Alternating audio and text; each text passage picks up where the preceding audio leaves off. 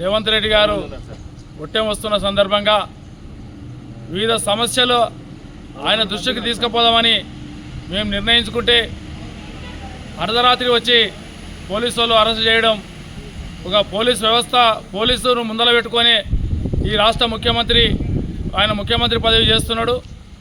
ఈరోజు రైతులు కల్లాల కాడ కావాలంటున్నారు. ఈరోజు పండించిన పంట కొనలేకపోతున్నారు.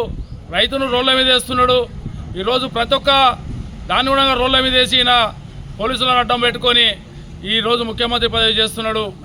కాబట్టి పాలమూరు ఎత్తిపోతల పథకం మా జిల్లా ముఖ్యమంత్రి అయ్యిండు, మాకు ఒక సంవత్సరం లోపటే నీళ్ళు వస్తాయి అనుకుంటే మళ్ళీ ఒక 2.5 ఏళ్ళ అది పెట్టిన టైము.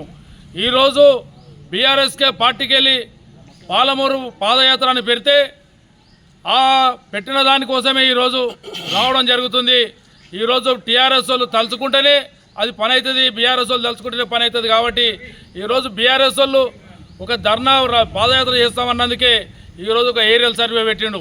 ఏరియల్ సర్వే కాదు, నువ్వు ఇక్కడ వచ్చి దిగి ఈ మండలం వల్ల ఎన్ని పోతాయి, ఎన్ని ఎకరాలు పొలం మారాలి, ఇది ఎంతవరకు పూర్తి చేస్తారో ఈరోజు ఆయన ఒక పేపర్ ప్రకటన ఇచ్చిపోవాలని